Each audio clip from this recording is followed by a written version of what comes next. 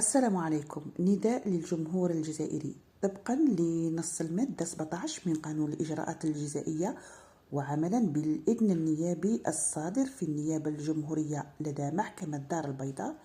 تنهي مصالح أمن ولاية الجزائر ممثلة في فرقة مكافحة الجريمة الكبرى بمقاطعة الشرطة القضائية 2 بباب الزوار إلى علم المواطنين أن الأشخاص الظاهرين على الصور كل من المدعو سينها كافحة نون سين مشتبه فيه في قضية النصب والاحتيال وانتحال صفة.